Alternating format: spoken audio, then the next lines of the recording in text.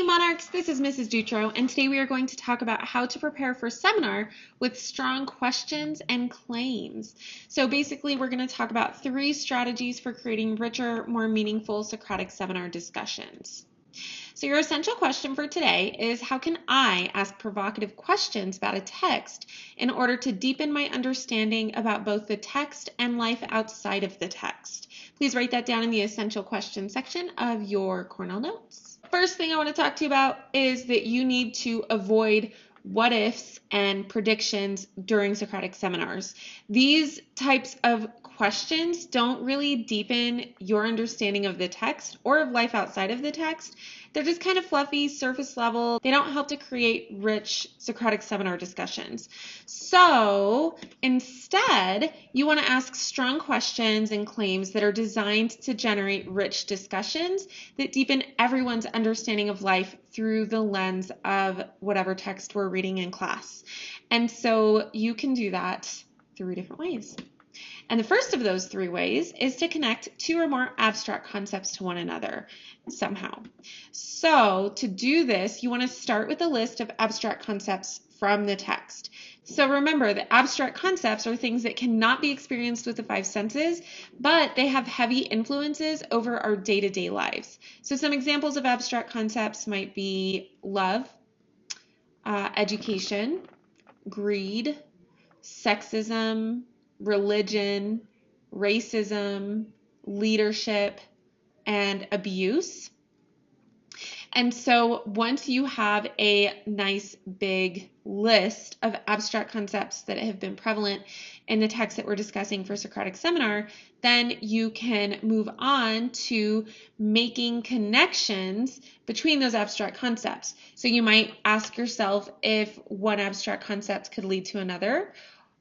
So could leadership, for example, lead to abuse? Or perhaps religion can lead to sexism, or maybe education can lead to leadership. And these are some provocative questions. These are some questions that will create controversy in the classroom and in the discussion, which is a good thing. We want that controversy so that we can make sure that we are discussing the different sides of these issues. So don't be afraid to make controversial connections because it leads to a richer discussion. The second strategy that you could use is to judge the characters. Pass judgment on them. Be Judgy McJudgerson like whoa during Socratic seminar, even if you don't believe what it is that you're saying. So the reason we do this is because passing judgment on the characters in the text can help us to learn from their mistakes, which just makes us wiser individuals overall, which is really what we want out of life, right? I don't think I know anybody who doesn't want to be wise. So you could write questions that have something to do with whether or not the character did the right thing.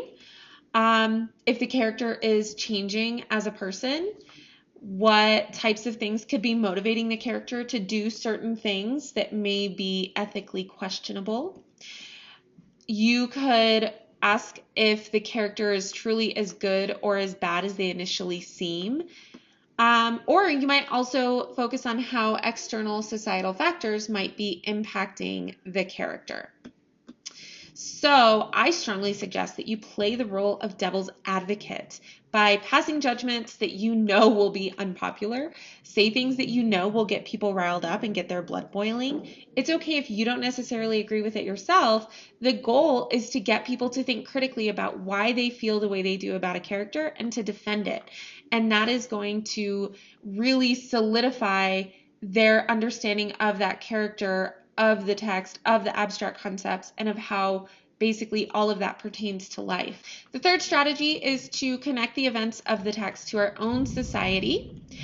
And so you could consider how the specific issues in the text mirror issues happening in our own world right now. And the reason you want to do this is because humans don't change.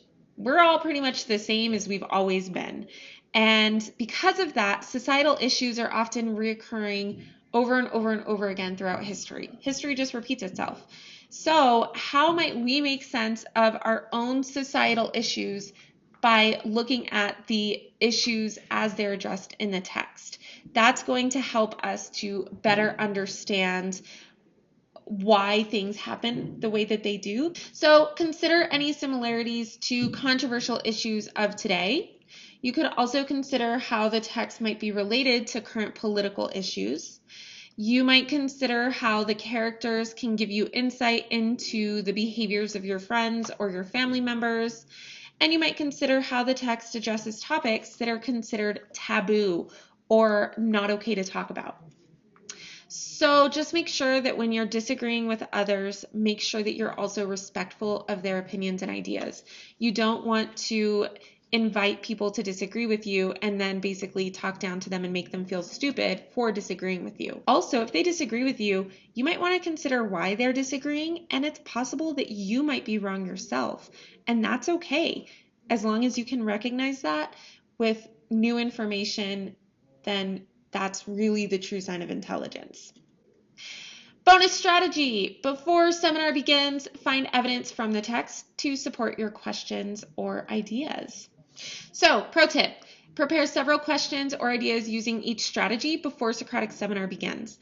I suggest you take a screenshot of this page because it will show you all 3 strategies that you can easily refer to while preparing for Socratic seminar.